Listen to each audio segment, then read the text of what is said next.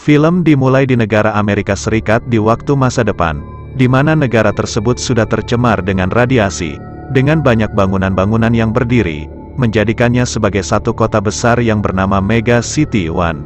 Bagian yang terkena radiasi itu berada di daerah gurun yang mendapat panggilan bumi yang terkutuk, jadi manusia membentuk dinding pembatas untuk memisahkannya. Tapi meskipun begitu, masih ada beberapa orang yang masih berani untuk tinggal di daerah dekat bagian yang terradiasi. Sekarang populasi di negara tersebut sudah mencapai 800 juta orang, dan karena terlalu banyaknya bangunan-bangunan yang sudah berdiri, bangunan-bangunan tersebut sudah membentang sepanjang 700 km, ibarat jaraknya dari Jakarta sampai Surabaya. Di antara bangunan-bangunan itu, ada bangunan yang menjulang tinggi seperti apartemen berlantai 200, yang menampung warga yang sangat banyak di satu apartemen itu. Akibat banyaknya populasi, banyak warga yang pada berdemo ke pemerintah, karena banyak orang yang menjadi pengangguran dengan lapangan kerja yang semakin sempit, sehingga terjadi kasus kejahatan yang tak terkendali dan sangat banyak di Mega City One. Alhasil para warga pada ketakutan keluar dari tempat tinggal mereka, membuat mereka lebih memilih untuk beraktivitas di dalam tempat, seperti di apartemen besar tersebut. Maka dari itu diterjunkanlah polisi untuk mengurusi para penjahat.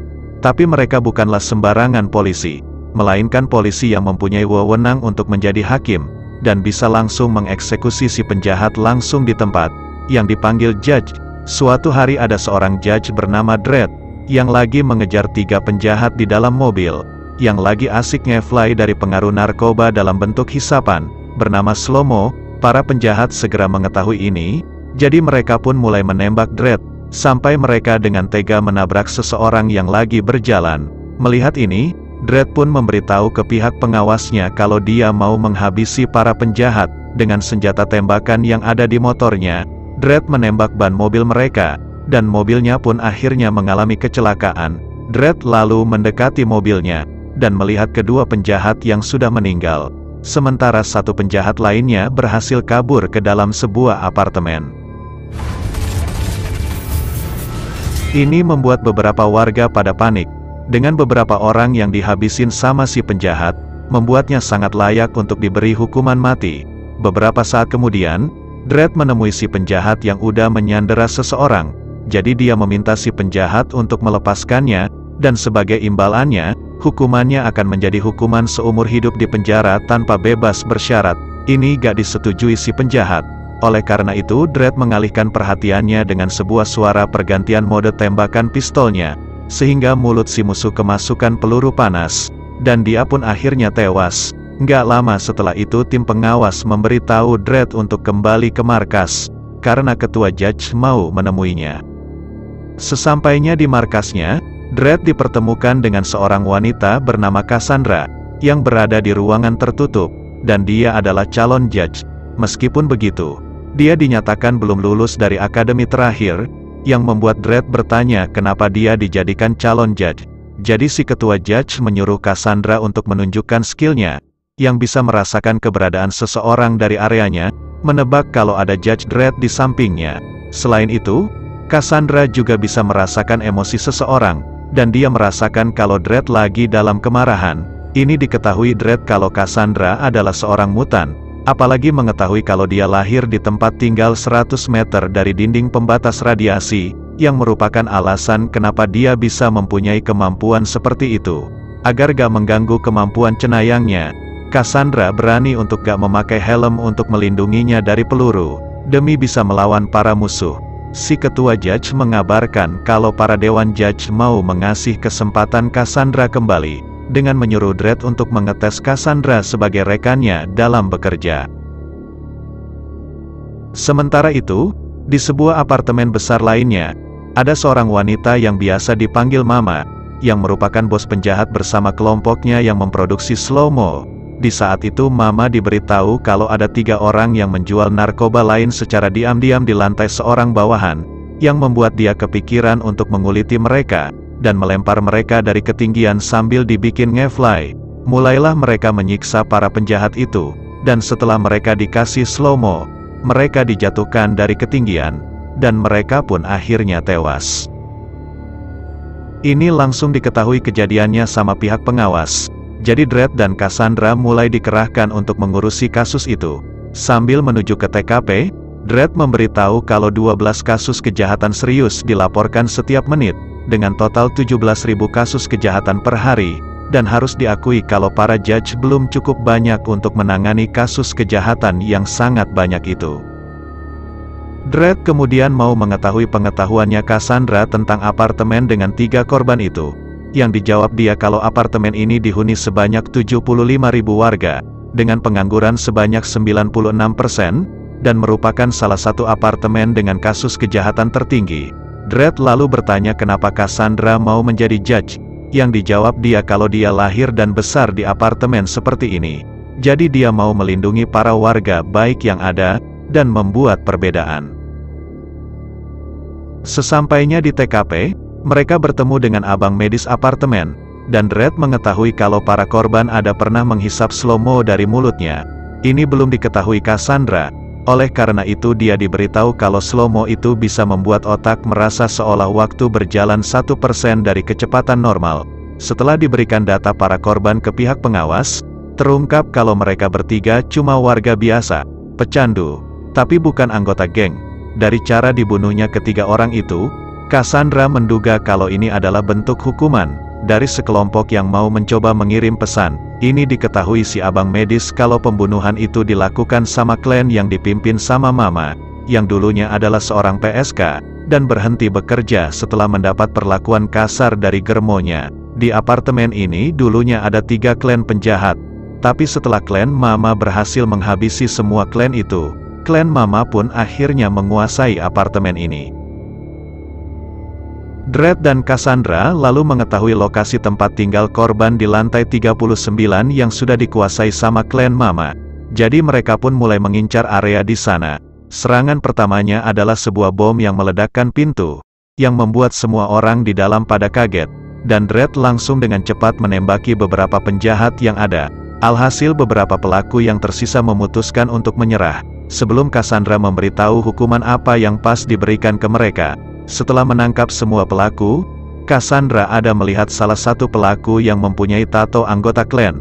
Oleh karena itu dia menggunakan skill cenayangnya, dan mengetahui kalau orang ini salah satu anggota klannya Mama. Orang ini bernama Kai, dan dia menolak untuk mengaku perbuatan kejahatannya. Jadi mereka pun membawa Kai untuk diinterogasi.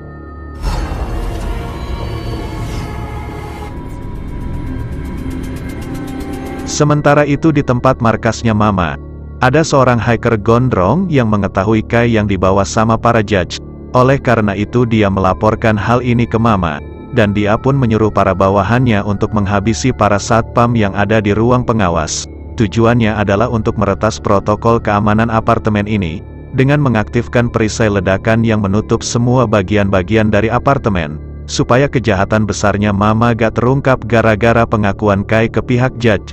Tepat sebelum Dredd dan Cassandra bisa keluar dari apartemen, pintu masuknya tertutup secara cepat, begitu juga semua bagian jendela apartemen, serta atap. Setelah itu Mama membuat pengumuman, yaitu jika apartemennya mau dibuka lagi, kedua judge yang hadir mesti habis hidupnya. Dia juga memerintahkan semua bawahannya untuk memburu kedua judge itu, sehingga semua warga yang ada pada ketakutan untuk mengunci diri mereka di unit masing-masing. Akhirnya pemburuan judge pun dimulai, yang membuat Dredd dan Cassandra terpaksa harus mencari jalan keluar yang lain. Apalagi pesannya yang gak tersampaikan ke pihak pengawas ketika Dredd mencoba meminta bantuan, karena perisai-perisai yang menghalangi signalnya. Tepat setelah Dredd memberitahu untuk pergi ke pusat medis, datang para bawahannya Mama ke mereka, sehingga Dredd dan Cassandra pun mulai menyerang mereka. Sesampainya di sebuah ruangan penuh dengan para bawahan, Dredd melemparkan granat setrum untuk menghalangi pandangan mereka, dan menembaki para bawahan sampai habis. Masih ada satu orang yang masih hidup, yang membuat Cassandra sempat ragu untuk menghabisinya. Dredd menekankan kalau orang itu udah mencoba menghabisi judge, jadi hukumannya adalah kematian. Sehingga akhirnya Cassandra pun harus headshot orang itu. Ketika Dredd mau membuka pintu pusat medis, ternyata pintunya ditutup sama si abang medis, dan dia menolak untuk membuka pintunya. Dredd memberitahu kalau mereka membutuhkan tempat untuk bertahan, Tapi si abang medis membalas untuk Dredd mencari tempat yang lain aja, beranggapan kalau para judge akan habis hidupnya pada akhirnya, dan dia gak mau ikutan terhabisi juga. Mengetahui ini, Dredd berpikir harus bergerak secara diam-diam menelusuri apartemen. Jadi mereka mulai berjalan secara hati-hati di sebuah persimpangan lorong. Ada sekelompok bawahan yang dilihat mereka, oleh karena itu mereka langsung bersembunyi. Di saat itu Cassandra merasakan ada seorang wanita yang hidup sendirian di dalam unit dekat mereka.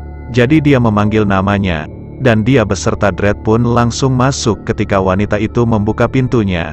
Cassandra bilang kalau mereka cuma numpang untuk bersembunyi aja, dan setelah para bawahan sudah lewat, si wanita memberitahu informasi berguna tentang sebuah lift yang bisa mereka pakai dekat sini. Tepat sebelum Cassandra keluar dari unit, dia melihat foto suami dari si wanita itu, yang ternyata si suami adalah si pria yang pernah ditembak sama Cassandra. Ini membuat dia merasa bersalah. Tapi di saat itu si wanita sudah nggak mau melihat mereka lagi, jadi dia pun menyuruh mereka untuk pergi. Sementara itu, Mama melihat mereka yang sudah berada di lantai 76. Oleh karena itu dia menyuruh si hiker untuk blokir pergerakan mereka dengan penutup besi.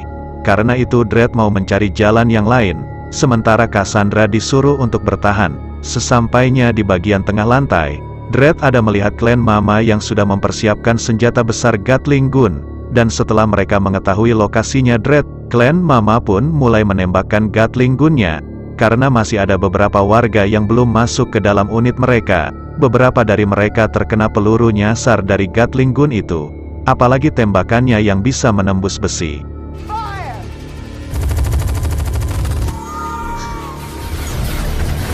Beberapa saat kemudian ketika berlari, Dredd bertemu dengan Cassandra yang lagi berlindung. Sampai dia menyadari ada dinding yang bolong gara-gara tembakannya. Jadi Dredd memilih mode tembakan grenade untuk membolongkan dinding itu, sehingga mereka bisa kabur melalui lubang itu. Mereka sampai di tempat bermain anak-anak di luar apartemen yang tinggi, di mana alat komunikasinya Dredd mulai bekerja lagi. Oleh karena itu dia langsung meminta bantuan darurat. Setelah itu mereka masuk kembali ke dalam apartemen, dan ketika para bawahan lagi mencari-cari mereka untuk memastikan mereka udah habis, ada baku tembak yang terjadi di sekitar mereka. Beberapa saat kemudian, muncul Dredd yang udah membawa seorang bawahan, dan dia pun habis dengan dilempar dari ketinggian. Ini membuat Mama terkejut. Sebelum dia menjadi marah untuk terus memburu para judge, Dredd dan Cassandra kemudian membawa Kai ke sebuah ruangan, di mana Dredd sangat kesal dengan tindakan klannya yang udah menghabisi para warga, wanita, bahkan anak-anak, hanya untuk menghabisi dua judge. Karena gak tahan untuk menginterogasinya yang membuatnya penasaran, Dredd bertanya apa yang klannya sudah rencanakan, yang ditolak Kai untuk menjawabnya. Maka dari itu Cassandra mengajukan diri untuk mengurusi hal ini, dengan mempermainkan pikirannya Kai sampai dia menjadi ketakutan.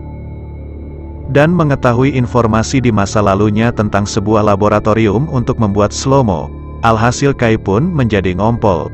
Karena saking ketakutannya dari pikirannya yang dipermainkan Cassandra, dia lalu memberitahu kalau apartemen besar ini udah dijadikan pabrik pembuatan slow-mo, dan didistribusikan ke seluruh kota. Sehingga akhirnya Dredd mengetahui kebenaran dari tujuan klannya Mama.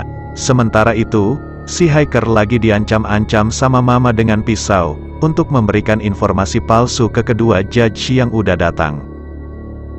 Ketika Dredd dan Cassandra melanjutkan perjalanan ke lift, ada dua remaja penjahat yang menyuruh mereka untuk berhenti. Ini membuat Cassandra teralihkan perhatiannya sama para remaja. Jadi Kai menggunakan kesempatan ini untuk membebaskan diri.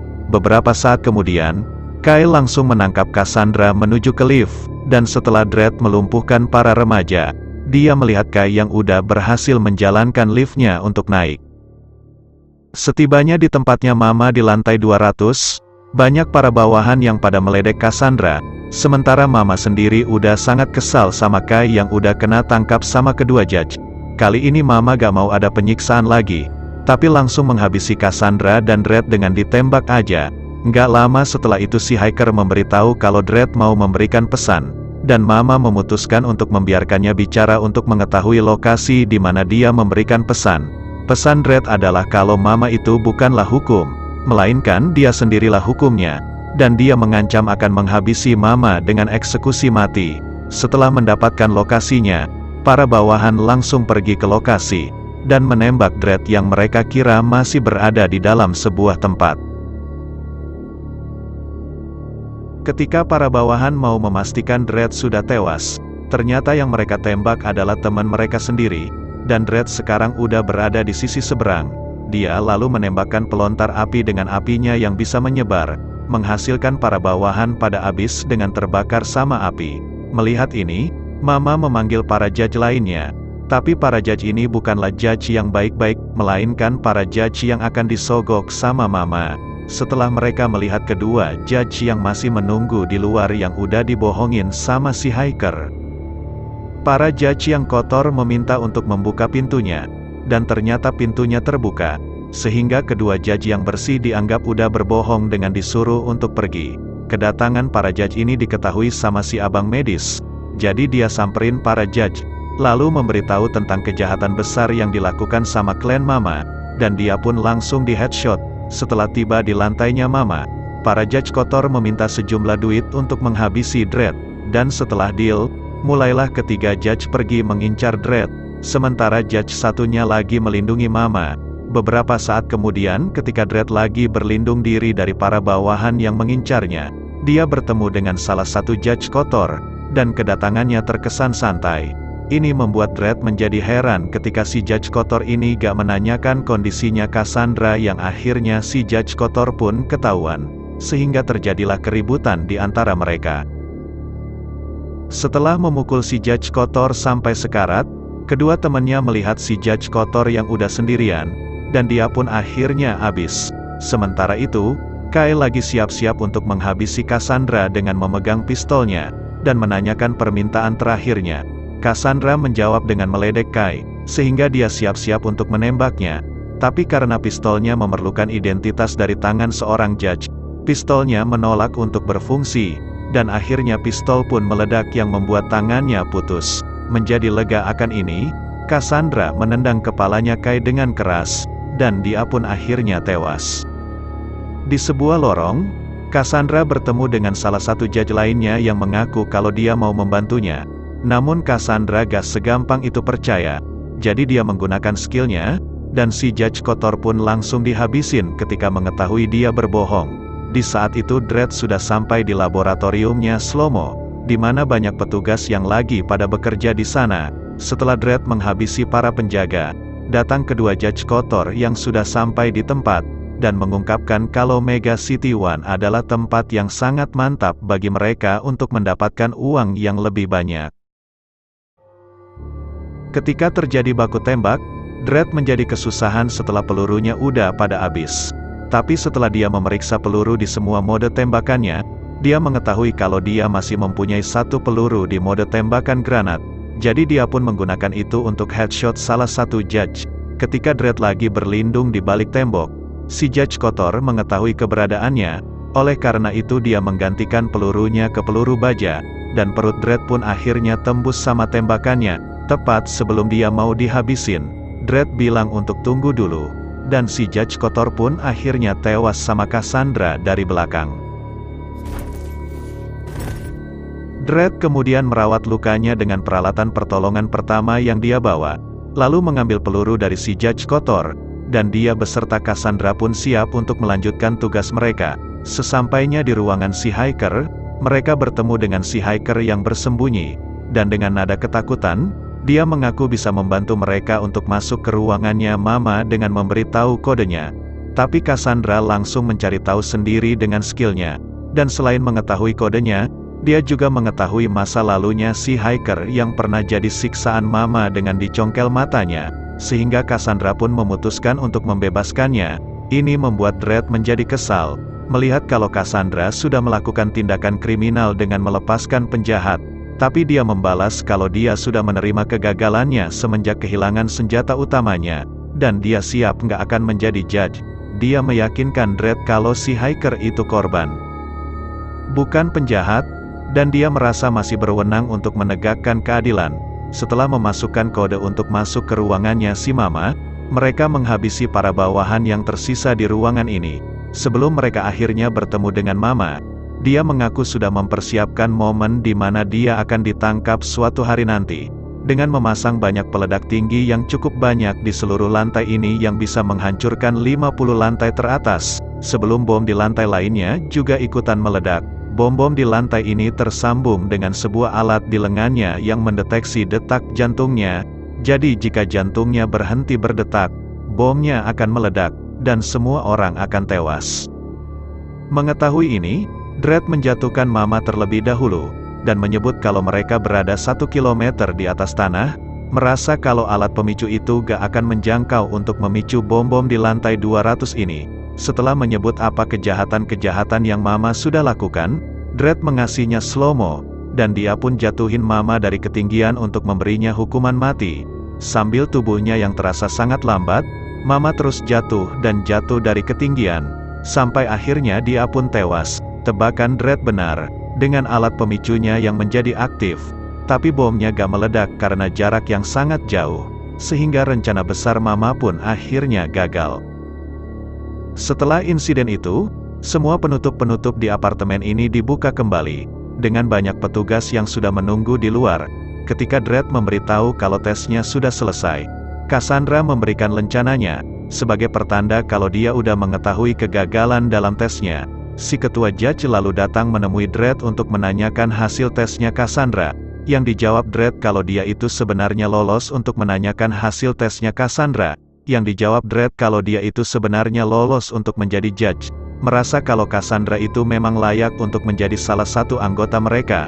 Film diakhiri dengan Dredd yang berpesan, kalau para judge akan terus menegakkan hukum dalam populasi negara sekarang yang udah mencapai 800 juta orang, untuk memperjuangkan aturan-aturan dalam kekacauan ini.